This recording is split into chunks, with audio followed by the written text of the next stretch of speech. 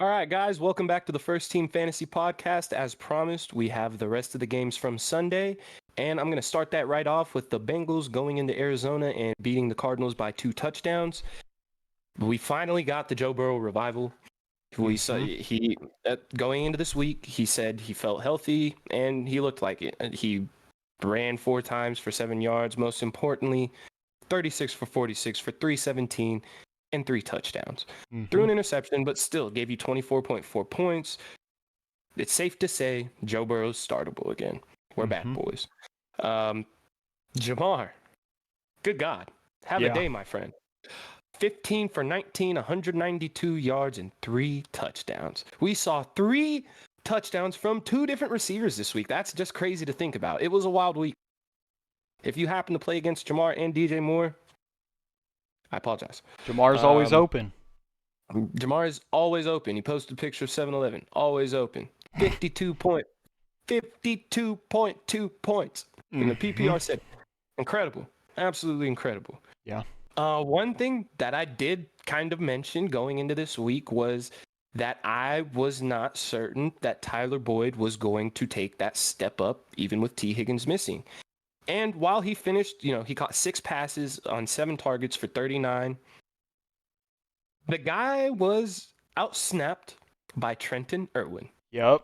And I mean, it's just, I can't say that I called him, being outsnapped by Irwin, but last year when we saw Jamar Chase miss that large chunk of time, before when we had seen T or Jamar miss, we saw Tyler Boyd step in and do great. Last year, the same thing wasn't really happening. I wasn't sure that it would this year, and I don't think it would. Irwin caught 8 passes on 10 targets for 60 yards, got 14 PPR points, so he had an all-around better day than Boyd.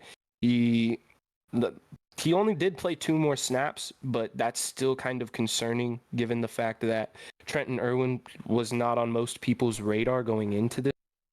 And Tyler Boyd was like a very big waiver target. If you already had him on your team, was like someone that you're like, oh, this is an automatic flex. Well, he's not. Joe Mixon, 25 carries for 81 yards, got 4 passes for 13 yards, which kind of helped salvage his day a little bit. Finish over double digits, got 13.4 PPR points. And look, the thing with Joe Burrow, for me, this is a guy that I'm not desperately trying to, but seriously, if I can go out and get him, I'm trying. He hasn't put up the biggest numbers so far, but this offense is clearly, after this week, found a rhythm, and I think they're getting into their groove. Joe Mixon, like I said in previous weeks, he will go as the Bengals offense goes. And if they're starting to score more points, guess what? Joe Burrow or Joe Mixon is going to get more goal line opportunities. And while he didn't finish with the touchdown this week, if he had, he would have had over 20 points. So it's just something like he's a guy that if you have him, hold him. Better days are coming.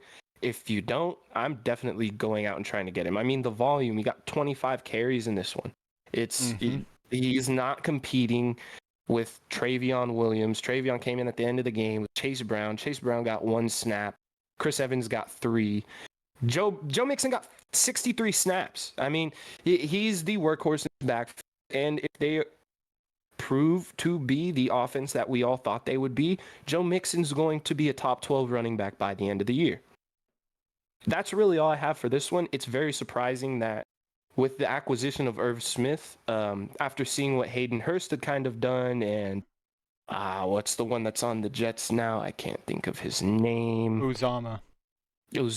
We saw them produce with Joe Burrow, so we kind of had the idea, hey, come in. We saw him do good on Vikings, but no. He played 61% of snaps, was on the field for 50 of the offensive snaps, and did not get 1 target. I mean, while we haven't really had him absolute now that I'm not even remotely looking his way, and yeah, we're just moving on from that. The guys you want in Cincinnati, it's obvious, and now they're just startable. It's Joe Mixon, Joe Burrow, Jamar Chase. While T. Higgins is out, if you want to throw a flyer on Trenton Irwin, I might like that more than Tyler Boyd. Even last year, Burrow seemed to have a connection with Irwin here and there, and maybe I don't know how long T. Higgins will be out. That's something again that we will cover in the injury episode. But yeah, as far as the Bengals, that's really all I got. If you have anything that you would like to add. Yeah, I mean, we have the obvious starts. I really want to touch on like a Tyler Boyd. Week 5 was rough for wide receivers with buys. All of them are going to be back next week. The teams with buys next week, the Steelers, the Packers. So you're going to, Christian Watson, Romeo Dobbs, George Pickens, Deontay's been on IR, but you're getting back Josh Palmer, Keenan, DK, Lockett, Godwin, Evans. Like, the guys you're getting back are just Amari Cooper. Like, you're just getting back so much that I don't. I mean, if you absolutely have to, a Trenton Irwin, Tyler Boyd at flex, but I feel like you're gonna have better options with this Oh yeah, depth you're receiving back. But I mean, that's really all I had. The tight ends, yeah, Irv Smith. It's just not a play at all. Not even a thought. nothing. Yeah, and then with that going on to the Cardinals side of the ball, I mean, we saw them kind of stutter this week. I'd hoped for a bit more after seeing what the Tennessee Titans offense did to the Bengals last week.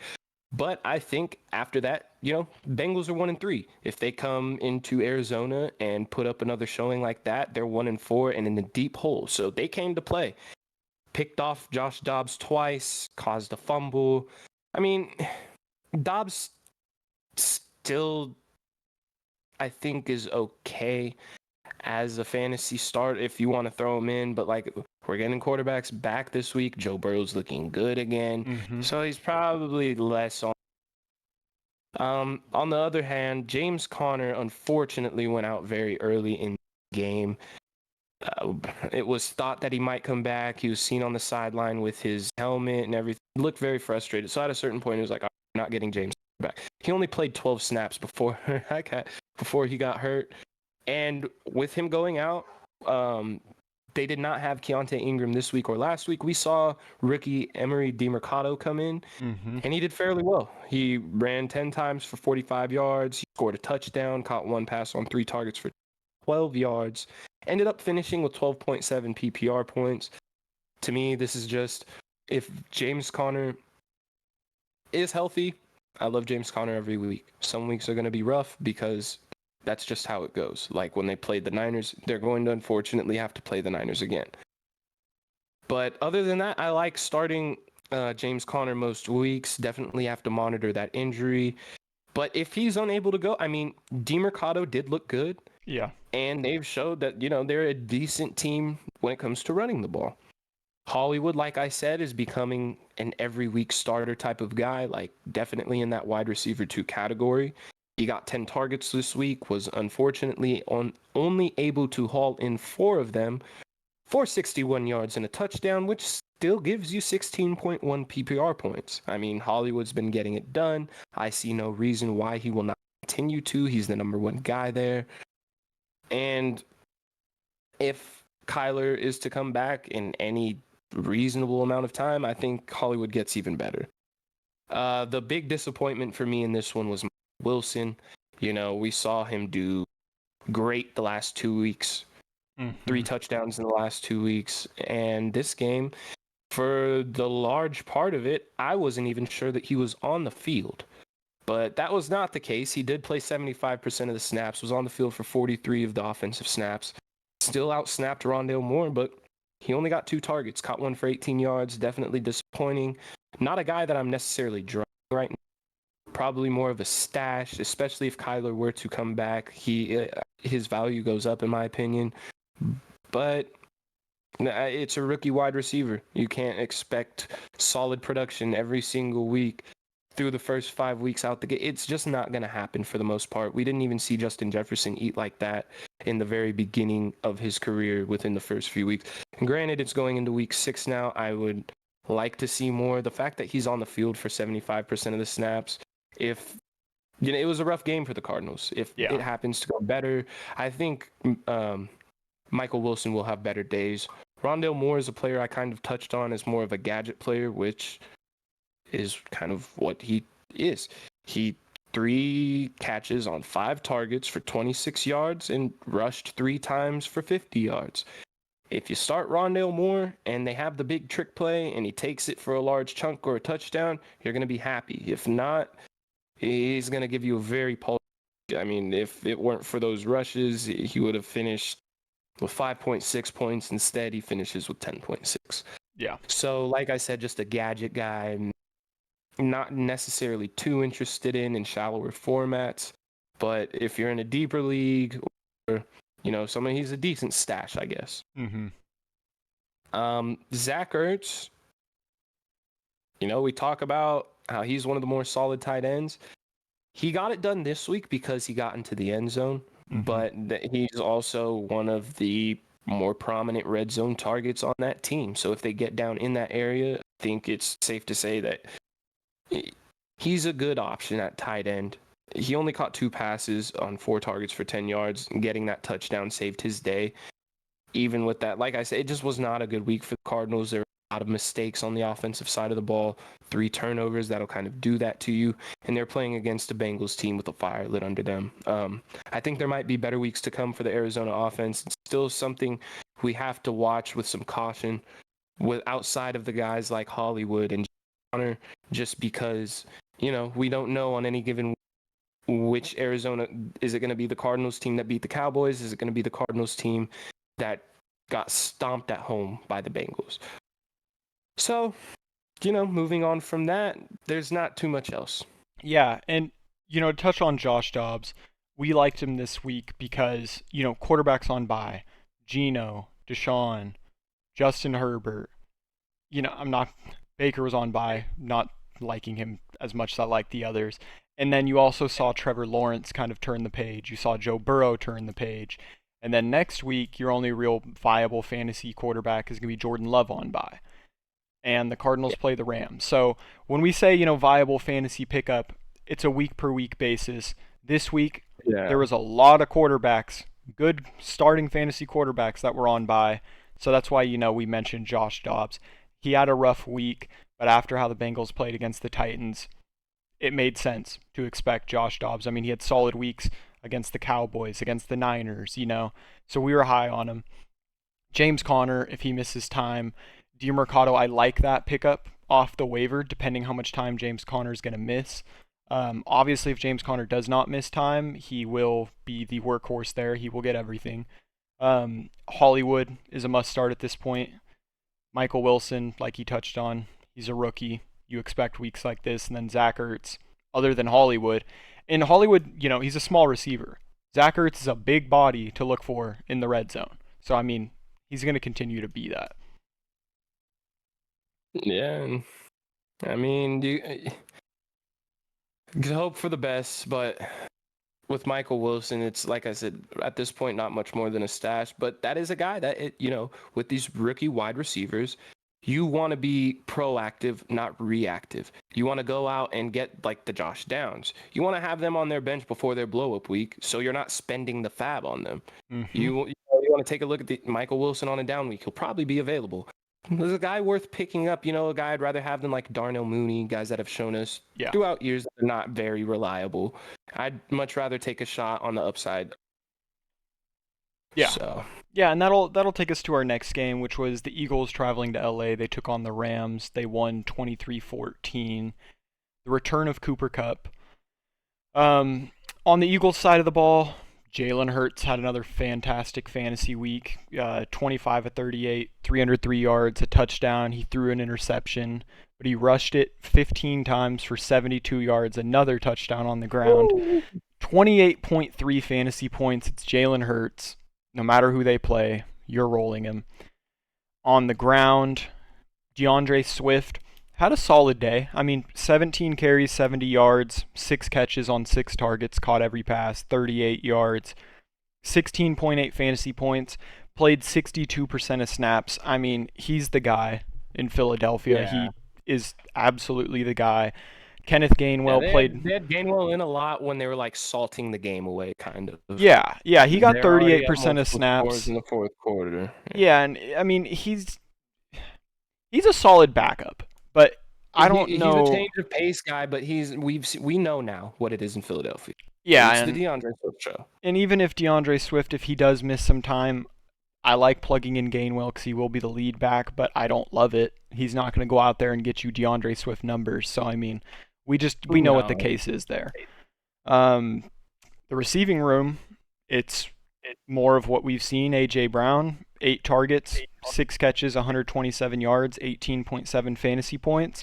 If you watched our preview episodes, I did predict that Devontae Smith would have a dud week. He was on my must-sits.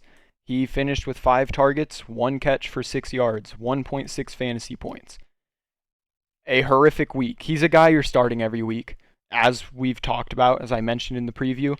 I just, for whatever reason, this matchup did not work out for him, and that could be in large part the emergence of Dallas Goedert.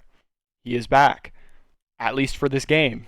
He had 9 targets, You made me eat and my words. he caught 8 of them for 117 yards and a touchdown. He finished 25.7 fantasy points, a monster game. If you did keep him in your lineup, that's a huge week. I mean, a monster week for a tight end. And there's not much more to say. It's tough. You're starting Devonta Smith every single week, obviously. You're starting A.J. Brown. You're starting DeAndre Swift. You're starting Jalen Hurts. Goedert, I like starting because he's on such a high-powered offense. It just depends if they need him to be. He's kind of like a George Kittle. They can get it done without him, and they've proven that they do get it done without him. But then you have games where they need him, and he is there for a huge game. So, I like starting Goedert. He's a more consistent piece. He's on such a good offense. I see him as more of a consistent piece than, as we touched on, like a Kyle Pitts. He had a monster week, but he's on the Falcons. And he has Jonnu Smith there. Goedert is on the field dang near 100% of snaps. Yeah. There's not much. I mean, I like the Eagles' defense. I like Jake Elliott. I like everything about the Eagles. It's just what it is. They're one of the most high-powered teams in the NFL, both sides of the ball. So, I mean, you have an Eagle player, you're probably starting him. I mean, just me personally, I think them and the Niners are the 2 best teams in the NFL Oh, yeah. right now. I mean, I could be cherry picking because they're both undefeated, but if you watch both of these teams, they play the type of football that it's like, this is how I want my team to play. When something's working, they keep on doing it, and they don't get away from it.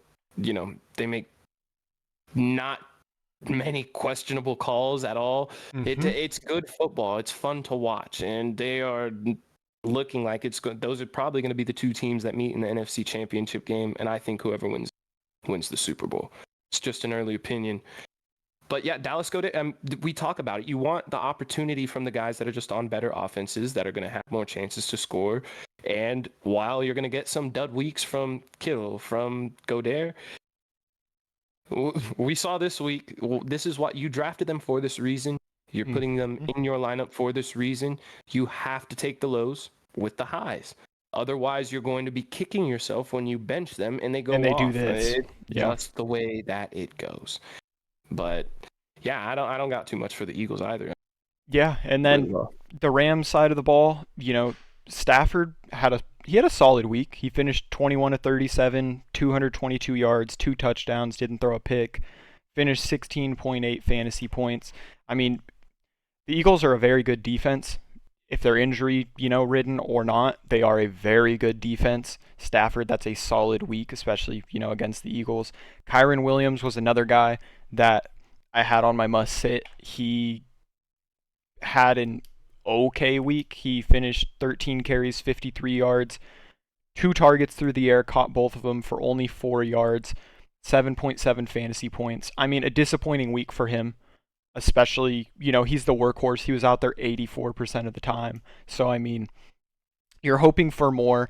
I think this is more of an outlier week because of who they played. I mean, he just doesn't have competition there. With the return of Cooper Kupp, they could move away from running the ball a little more and start passing more, and then we kind of saw that this game.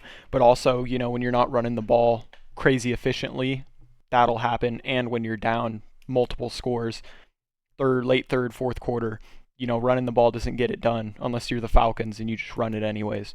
And I mean, the Eagles, like the Niners, are just not a team that you can count on your running backs against. If you have to start them against one of those teams, you can't be too surprised when they have a sub 10-point week. That's just reality. Yeah. And then we talked about the return of Cooper Kupp.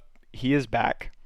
We were wondering if, like a Jonathan Taylor, if Cooper Kupp was going to be on a snap count, anything like that. He was not. He played 95% of the snaps. He had 12 targets, 8 catches, 118 yards, 19.8 fantasy points without a touchdown. That is incredible. You know he will catch touchdowns. Cooper Kupp, wide receiver 1 on your team, unless you have like a Justin Jefferson. And even then, he might be wide receiver 1 on your team. So, I mean... Yeah, we got some stuff to talk about with that. Yeah. And then, Puka Nacua, we were wondering what we would see, with the return of Cooper Kupp, and we saw him at full volume, and Puka Nacua is still a very viable option. Cooper got 12 targets, Puka finished with 11. 11 targets, 7 catches, 71 yards, he had a touchdown, 20.1 fantasy points. Puka Nacua owners and Puka himself are thanking Cooper Kupp because Puka fumbled, and Cooper Kupp recovered it for him. Otherwise, Puka would have lost 2 fantasy points. But we see it. Cooper Kupp and Puka Nacua are a very viable Cooper 1 Kupp and 2. has Puka Nacua on his fantasy team. That's why. Yeah. And I don't know if that's true. when we talk about, they might, it might not even be a might. They probably are the highest powered 1-2 punch fantasy wise for now, until we see something different. I mean, you have an AJ Brown and Devontae Smith, but they're just... That is a really good duo to have. Yeah, I think this is something that can be like the Bengals duo that we've seen when T. Higgins and Jamar Chase are eating. The only thing, it doesn't necessarily bother me, but it, like, for example, if you had Cooper Kupp and you picked up Puka Nacua, rather than having both of them the whole time, I would look to trade away one of them and just kick the tires and see what you can get. I'm absolutely not selling for anything less than an elite, like, wide receiver 1, running back 1. So by all means, I'm not just... I'm trying to absolutely make my team, like, ridiculous if I have the opportunity, if I have both of those receivers. Just because, I mean, even, they both had a good game this week. There's no saying that every week the targets are going to be, so evenly split, and they're both going to... Some weeks one might eat a little more and it's just when you have both of them in, you're kind of limiting yourself on the amount of targets that can go around in general. I'd prefer to just have another wide receiver on another team where, you're holding Cooper Kupp. We already know what Cooper's going to do. He's only going to go up from here. I'd prefer to sell Puka, but like I said, if you're not getting elite return for it, hold. Yeah. And we wondered how the Puka and Tutu targets would be affected. Tutu's was affected a little bit more, but the thing to note with the Rams is they're running a lot of 3 wide receiver sets, and almost every single time it is Puka, Cooper, and Tutu Atwell. Van Jefferson was seeing 80% of snaps through the first 4 weeks. He saw 4% of snaps this week. He is the guy that got booted out. Tutu Atwell finished 2 catches, 9 yards with a touchdown, which kind of saved his fantasy day. But he did see 5 targets, and he is on the field a lot. So, I mean, Tutu's still worth a roster spot. They're a very high-powered offense. He finished 8.9 fantasy points. We figured he would be the one that would, regress a little bit with Cooper coming back, and that was the case. But, I mean, again, they gave him the look in the red zone. He caught it. 8.9 fantasy points, Tutu Atwell's the guy you keep on the bench. If Puka misses time, he becomes a start again, but he's definitely worth rostering. 100%. And our last guy, again, I was right on a lot of these predictions this week. I was not right on this prediction. Tyler Higbee had a very, very quiet week. He had 2 catches for 20 yards on 3 targets, 4 fantasy points. And realistically, I mean, he's going to have games where he gets 5 or 6 targets, maybe gets in the end zone, has solid weeks. But with Cooper Kupp back, it's just tough because he is one of those guys that is open all of the time. And Puka has shown, even without Cooper, he can get open. So now that he has Cooper, Puka's also getting open, so the Tyler Higbee targets may be dropping. He's someone I'm monitoring. I still like him as a tight end, but that's one that I'm very skeptical about going forward. Yeah, I agree. I mean, even I'm having just a little bit of concern with Kyron Williams now, because we know that Sean McVay and the Rams are a very pass-happy team. A lot of times they use the pass and the short pass game kind of as their running game. I don't know that Kyron Williams is necessarily the most talented back. I think he's taken advantage of the opportunities that he's been given, and that's Yeah. all you can do. But he's someone like that.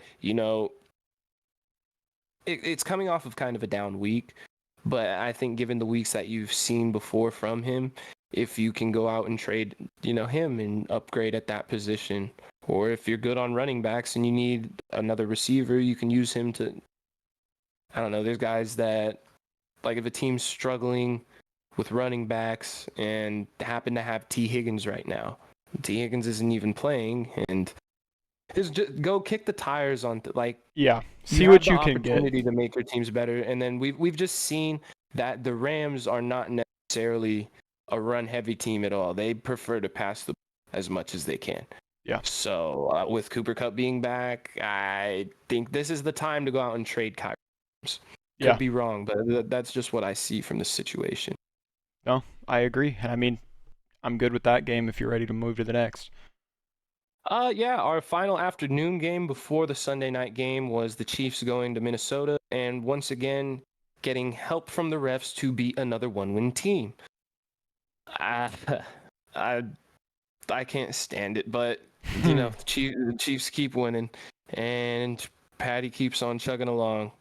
He honestly, I don't think people who drafted Patty as high as they did, you're not really getting the numbers that you wanted out of him per se this year. He's the quarterback 6, if I'm not mistaken. And I see it staying that way. They just don't have the receiving threats to make him number one. And their running game's working. So if they're winning, it is what it is. Exactly. I mean, you've seen this game, Isaiah Pacheco had 16 carries. They're running the ball a lot more than they have in a lot of previous years. Mm-hmm. And they have the skill to do it at this point. I mean, Pacheco's a pretty good running back. Another thing that kind of hurt Patty's game this week, I guess, was up until this week, he had not had under 25 rushing yards in any of the 4 games. He didn't have 1 rushing attempt this game. Yeah. So as a quarterback, you can expect 2, 3, 4, 5 points from that on any given week.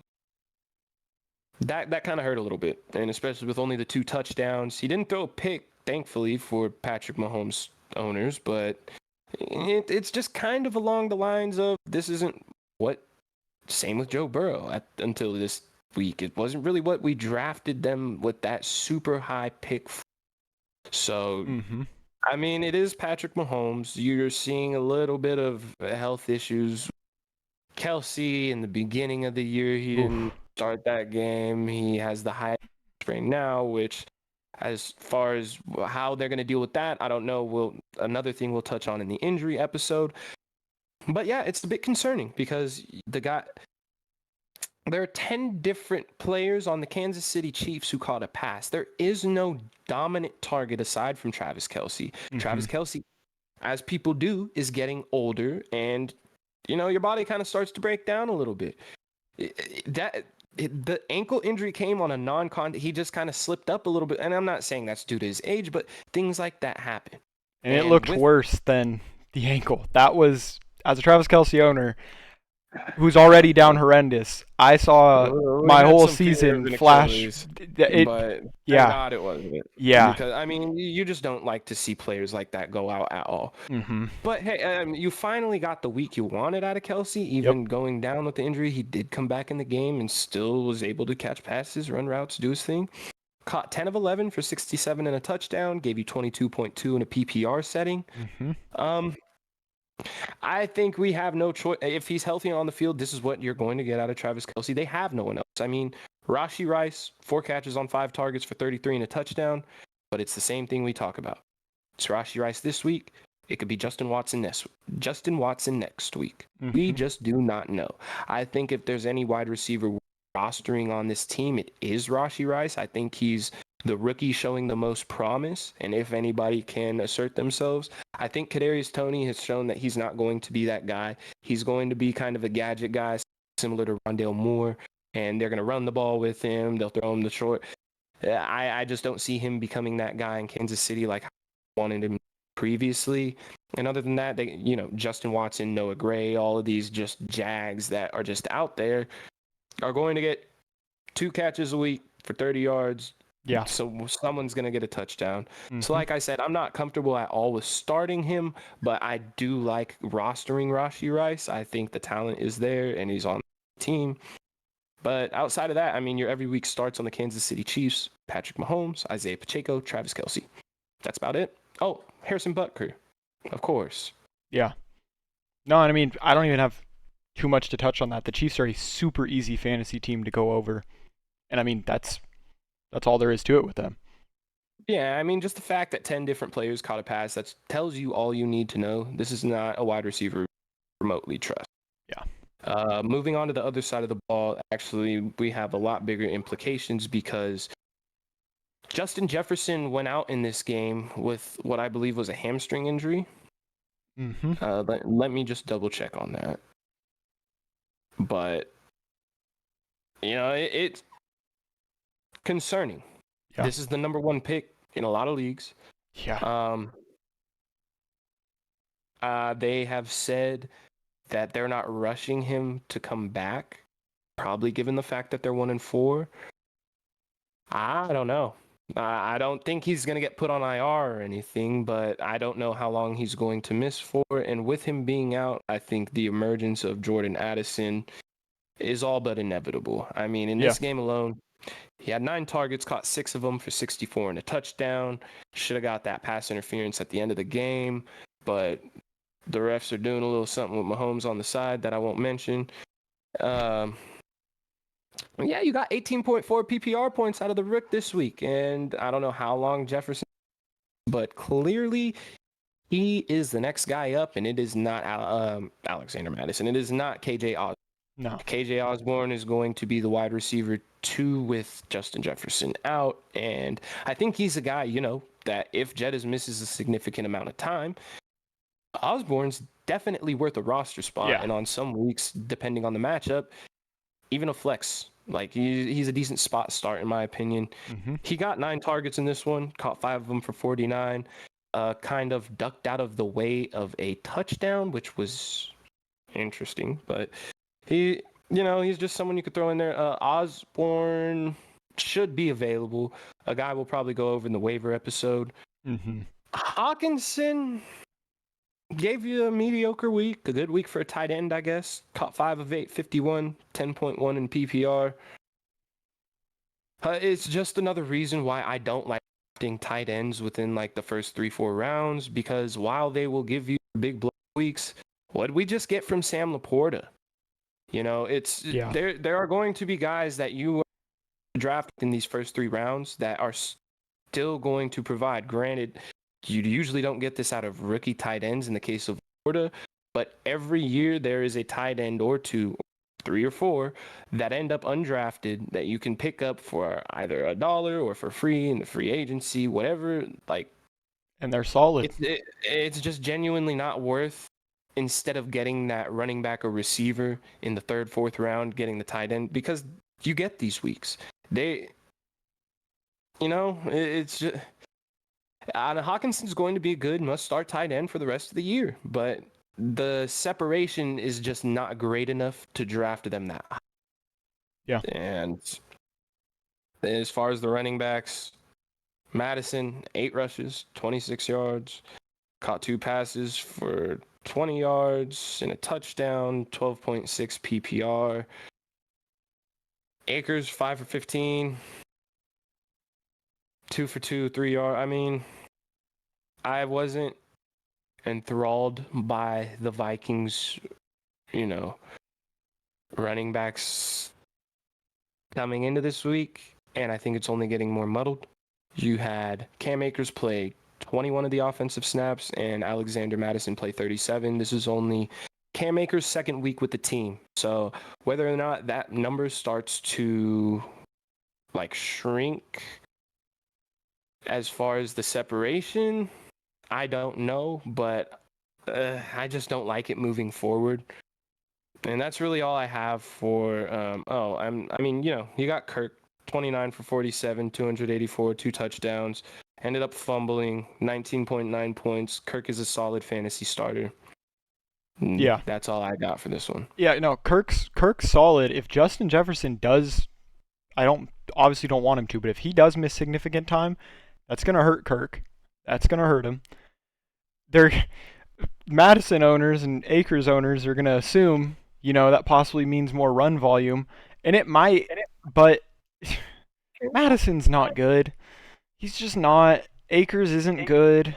He's also just not. To put it this way, I think is 72 offensive snaps for the Vikings.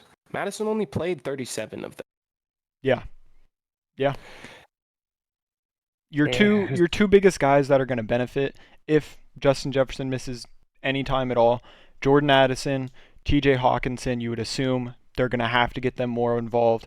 KJ Osborne will be worth a roster spot. If Justin Jefferson's missing a week, Osborne I'm not rostering because there's just better long-term plays. But if it's 3 or 4 weeks, then I'm taking a look at it. But again, we'll just have to see with that. And other than that, I don't really have too much more to touch on.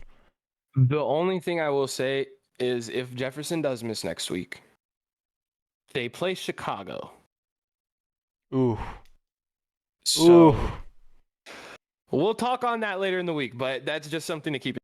But yeah, that's all I got for this game.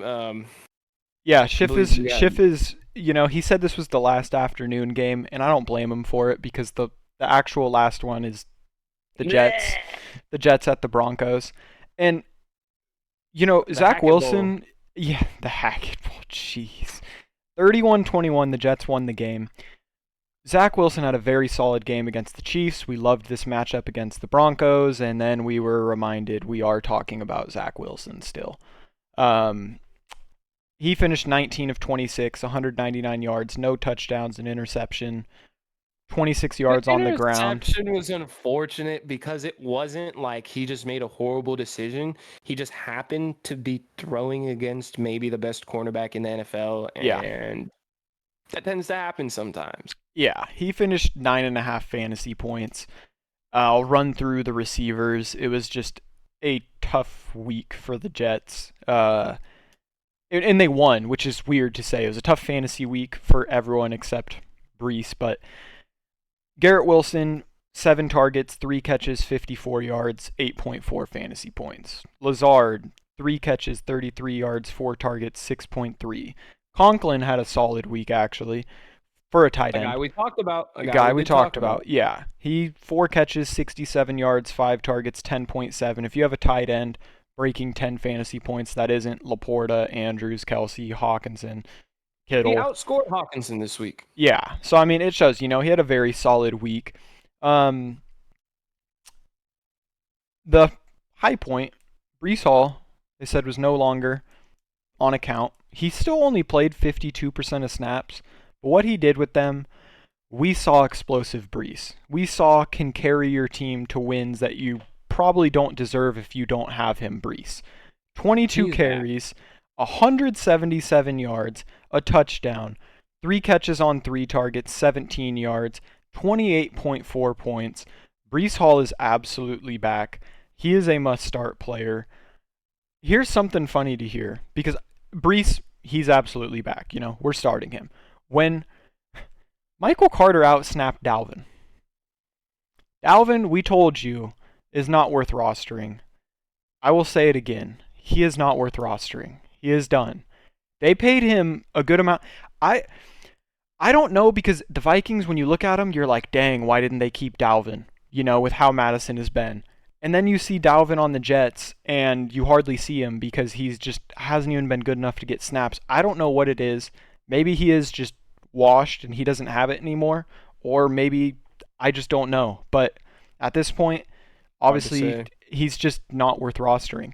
And outside of Brees, your second and third highest fantasy plays, the Jets defense gave you And Greg 19. Zuerlein. Yep, they gave you 19, the Jets defense. At the end of that Yeah. game, really got, not saved, but the Russ fumble, Jets pick it up for a touchdown. I mean, Yeah. come on. And Yeah. and what's funny is, either way, you score the touchdown, you're up 10, there's hardly any time you're going to win the game. But the dude didn't even have to go in the end zone. The Broncos were out of timeouts. He could have just scooped it up and went down and they kneel it. But they didn't. So if you started the Jets defense and watched that happen, because if it was me, it's like, holy shit, this is a once in a lifetime. yeah, you're taking it. I'm scoring. I don't care. And he did. I mean, I don't blame the man, bro. I don't blame him. Yeah, and he did. And then Zuerlein had 18, made all 5 of his field goals, both extra points. He hasn't been the great. The Jets' offense isn't the greatest, so Greg Zuerlein's not going to be the greatest.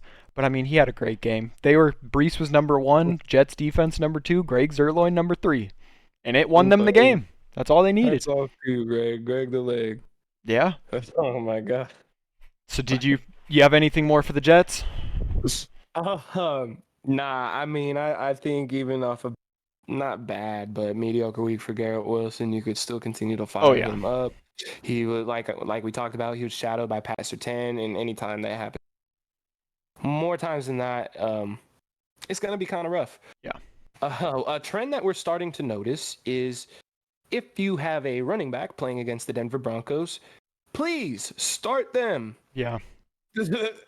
They are apparently just terrible against the run, and it's not even a question anymore. I mean, we saw Khalil Herbert go off again.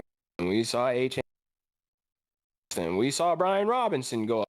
And unfortunately, the only back that didn't eat was Josh Jacobs. That was week 1, and he didn't decide to practice all offseason. Mm-hmm.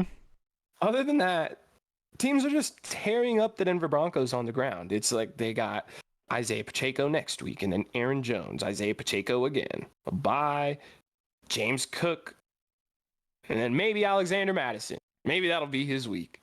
Yeah. But yeah, most likely when we do our starts of the week, almost every week, if not every week, mine is going to be the one that's playing the Denver Broncos. But yeah, that's all I got for that. Yeah, and to go to the Broncos side of the ball, I mean, you look at Russ's stats, they're not anything eye-popping, but fantasy-wise, they're not terrible. He was 20 of 31, 196 yards, 2 touchdowns. Obviously, that fumble that they lost at the end takes off 2 fantasy points. Something we hadn't seen from him too often, especially last year under Hackett, was his mobile running ability, and that's what's made Russ great, scrambling out of the pocket and creating. He had 7 carries for 49 yards. We love rush yards for fantasy quarterbacks. Finished 18.7 fantasy points, so not a terrible week by any means. If you rolled Russ this week and he gives you 18.7, you have to be happy with that. I mean, it's not a bad week. We saw through the air Lawrence, Stroud, Lamar. Yeah. I mean, it was a solid week, and we saw through the air Courtland Sutton. We touched on it last week. He had a rough week last week, got bailed out by a touchdown, and he did not get bailed out by that touchdown this week, and we saw what the low of Courtland Sutton can look like, and that was 3 targets, 1 catch, 13 yards, 2.3 fantasy points. I mean, that was funny. It was bad. It was terrible. And I think we saw it last year, and every year it becomes very apparent the people who watch the box score and the people who actually watch football. Mm-hmm. Because I've heard from, some of these other YouTube, whatever, them not giving Jerry Jeudy his due diligence. The dude is the number 1 receiver in Denver. Mm-hmm. He's been getting ramped up off of a torn ligament. Yeah. If you haven't seen how good this guy is compared to how good Sutton is, then that's on you. I don't think you know exactly what you're watching, but that's what we're here for, to tell you. And when we're telling you that Jerry Jeudy will continue to ramp up every week and he's the guy that offense, we mean it. Yeah.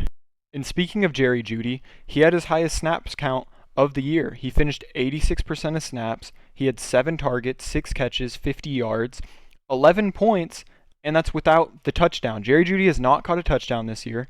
That's one thing we can say. Courtland Sutton has gotten those touchdowns, but as the season goes on and Jerry Jeudy gets more into form, I mean, he is the best receiver in Denver. And I'm liking Jerry Jeudy more and more, and I'm liking Courtland Sutton less and less every week. And another guy that I'm not really, I mean, Marvin Mims had those couple splash weeks. He's not a guy on my radar anymore at this point. I think the Marvin Mims experiment. Yeah, the Marvin Mims experiment, the hype is a bit died down. Adam Troutman finally saw a little bit of volume. He had 5 targets, 4 catches, 26 yards, and a tutty, 12.6 fantasy points. I mean, he had a solid week, but if he's not Greg Dulcich, which he's not, I'm not even thinking about rostering him. Yeah. The running back room was a bit funny to see. We saw Javonte Williams miss this week, which meant Jaleel McLaughlin, the hype behind him was high, and he delivered. He definitely delivered. He had 9 carries, 68 yards, 3 receptions on 4 targets for 21 yards, a touchdown, 17.9 fantasy points on 33% of snaps. Now, the Broncos was literally only out there for 21 snaps. When you lose a game by 10, I'm just wondering why you gave Pirine 60% of snaps. I will give Pirine this. Running the ball, he was not effective. 6 carries, 22 yards. Catching the ball, he was. He had 4 receptions for 73 yards on 5 targets, 11.5 fantasy points. In Pirine, they brought him there to be, kind of a pass-catching back, and he did solid on that. But when you have McLaughlin just looking better, more explosive, quicker, I just don't understand why. I'm not saying to give him 70% of snaps, but I don't understand why this wasn't closer to 50-50. If Javonte misses time, if he still continues to miss time, I like McLaughlin. I mean, we just saw what he did with the snaps he got. And I mean, if Javonte comes back, I would not start him right away, but I'm curious to see how those snap percentages play out with a Javonte, Pirine, Jaleel backfield. It's going to be funny to see. I mean, Javonte was coming off injury coming into the year. He was kind of not really ramping up. They were keeping around like 40-50%, and then, he bangs up his hip and has to miss some time. It's just, I don't know. I don't know with that Denver backfield. McLaughlin's kind of like a Walmart A-Chan. Yeah. Because he is a guy that can come in, and this is not the first time. I mean, even before Javonte missed, he had scored a touchdown. Yeah. So they're clearly willing to use him. And not only that, when he gets in, one of the things we talk about, he does the absolute most with the touches he gets. Mm-hmm. And maybe the reason why Pirine's in there that 60% of the time is the pass blocking. Yeah. But to me, I'm not going to critique on coaching when they're not even going to hear me, but it just doesn't make sense, like you touched on, why you would not have the more skilled guy out there, a larger percentage at the time. We don't get paid the big bucks. It's funny to see, the Broncos offense by no means has looked good. They have looked significantly better than they did last year. Oh, yeah. But leaps and bounds. But the trade-off of that is Hackett at least had the defense. The defense was amazing last year. If their offense could have done anything, they would have been great. And it's the complete opposite. Sean Payton turned this defense into the worst in the NFL, and they were like top 5. They just paid the same players, pretty much. Yeah, they just paid Randy Gregory and shipped him away for pennies to already probably a top 2 defense in the league. I don't know. Yeah, I just don't know. Just gave away Randy Gregory to the best team in the league. It's for nothing.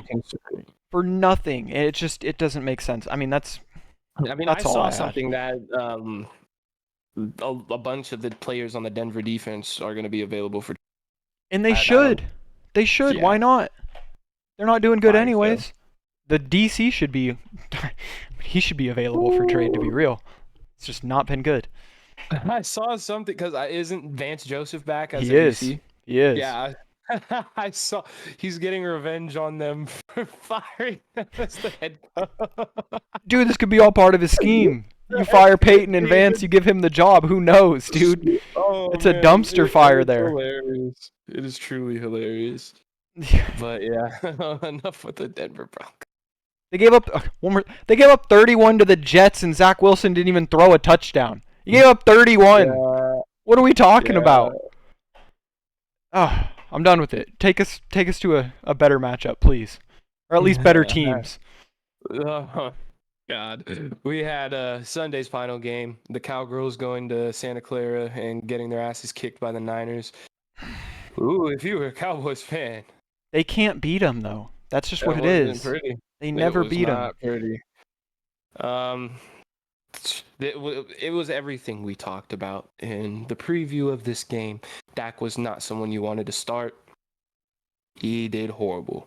Mm-hmm. And I mean horrible. The guy said, I'm not throwing 10 picks this year. Right, because you're throwing 15. I mean, he's 14 for 24, 153 yards, one touchdown, because Keontae Turpin just happened to be faster than everybody on the field at that given moment, and then he got hurt. And 3 interceptions. Good Lord, Dak. He only had 1 coming into this week. Dakota Prescott loves throwing to 49ers. What the... Well, what the hell are you doing out there? I mean, good Lord. I'm... Get him out of here, man. Where's Rush at? Nah, I'm playing. But nah. Where's Trey Lance time? Where's Trey Lance, man? Trey area. God damn it. But it's irritating because Tony Pollard and CeeDee Lamb were 2 very high drafted players. And this is another week where obviously Tony's not. He was 8 for 29 on the ground, caught 4 passes for 35 yards, which absolutely got 8.4 PPR points. This is something that you can almost expect against Sanford. You saw James Conner not have a good. Your running backs aren't going to do the Niners. This is known. They have the best line, but they have the best. All right, so it's not even something that we're going to toy around with anymore. If you have a running back playing the San Francisco 49ers, either close your eyes and pray or do yourself a favor and start someone else. It's very simple. Yeah. The concerning thing with CD is just that, Dak's not throwing the ball to his... This game, at least, he's not throwing the ball to his own team. The volume just has... A lot of games they haven't had the need to pass the ball like that, but this game, when they did, Dak just done. Pressure was too great. He was inaccurate as hell. It was just bad. CD 4 of 5, 49 yards, gave you 8.9. Ferguson, he is a tight end that I do trust. Yeah. Granted, he played the Niners this week. It's going to be tough. You've got, what the hell is Jake Ferguson going to do against Fred Warner and Greenlaw? Probably not too much. It's hard to start people against the Niners, and it doesn't even have to be like saying this much. It's very simple. Nobody's going to do too good against them, and the Cowboys did awful. Gallup, the guy that I kind of liked, not in this game. I do still like more than Cooks. Out-targeted Cooks in this one again, got more catches again. Yeah. You got 2 for 15, 3.5. You probably keep rolling Michael Gallup. If not, you got him on your bench. He's a stash. Yeah. Cooks is dust, man. Cooks is dust. I have no interest in rostering Brandon Cooks right now. Maybe later in the year, Cowboys offense starts to throw the ball and he becomes somewhat of a waiver pickup. But right now, no.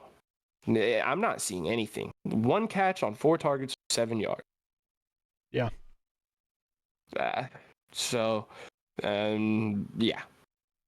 Being beat by 32 points, you could assume that the Cowboys defense didn't have too good of a week, and better is going to come.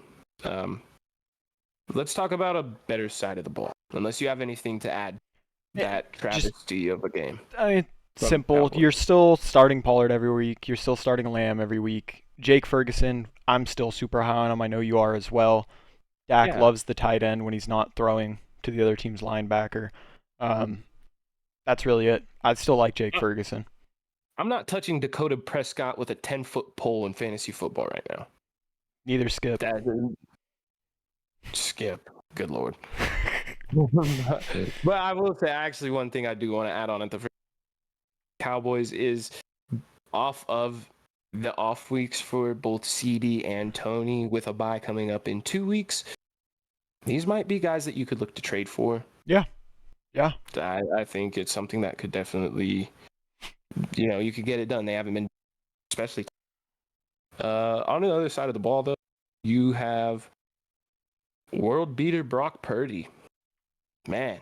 Didn't think he'd play that good. No, I don't think anybody did. I mean, he completed 17 passes, but for 252 and 4 touchdowns. Yep. The kid's good. The kid's good. The kid's a fantasy relevant quarterback. I mean, at this point, there's just not too much you could say. He's hitting the short, the intermediate, the deep passes. The timing's great. He's always on schedule. The offense, everything just works. It's like a well-oiled machine that's just going to keep running. And you start your Niners, man. You just start your Niners. CMC had probably what is going to be his worst week of the season, and that's with 13.8 points, and that's because he fumbled. Yeah. He still got a touchdown. That's 14 straight weeks. It's unbelievable. There's really not too much to say there. At a certain point, they had to take out McCaffrey and Purdy and put in Sam Darnold and Jordan Mason. And it was like, oh, by the way, the Niners offensive line is just so good. Jordan Mason went 10 for 69 and a touchdown. Mm-hmm. I don't think it's something that can even be argued at this point that the Niners are the best team in football at this point while healthy. They don't even have to remotely force the ball to anybody. There's just somebody open somewhere. Debo, 3 for 3, 55. 5 carries for 30. Gave you 11.5 in PPR. Ayuk caught 4 of 7 for 58. Could have been bigger, but there was a hole which brought back like a 40-yard pass. It is what it is. And then, like we talked about, George Kittle, you drafted him to start him. Mm-hmm. If he has a bad week, he has a bad week. It does not matter because this is his first 3-touchdown game. And if you had him on your bench because he didn't do anything last week, oh, good Lord, you were kicking yourself this week. Yeah. 3 for 4, 67 and 3, 27.7 PPR points. Tight end 1 on the week. Have a day, George Kittle. I mean, and that's really all there is, man. The Niners, if you got them, you're starting them. It's as simple as that. Yeah. I mean, the only thing I'm going to add is Brock Purdy on the season is quarterback 7. So, in his past 3 weeks, 20.3, 21.3, 26.08. Yeah, Brock Purdy's a super safe quarterback. If you have a guy on a bye and your team looks good and you're like, I just need a quarterback who's going to get it done, he's going to get it done. Mm-hmm. And I got to shout out my guy Juice, former Raven, Kyle Juszczyk, 4 targets, 4 catches, 26 yards, 1 touchdown. You ain't going to see that every week, but it is pretty cool. The beatdown was so bad they had to get the touchdown. Oh, yeah. Juszczyk's the GOAT, man. He deserves one, too. He's the one, man. But that's really all for this week, guys. A whole lot of injury stuff going on in the league. So you're really going to want to pay attention to this next waiver episode and injury episode. But until then, guys, thank you for being with us. Thank you for tuning into the episodes. You want to take it, Derek? No, say it. All right. Come back next time and take more reps with the first team, guys. Yes, sir.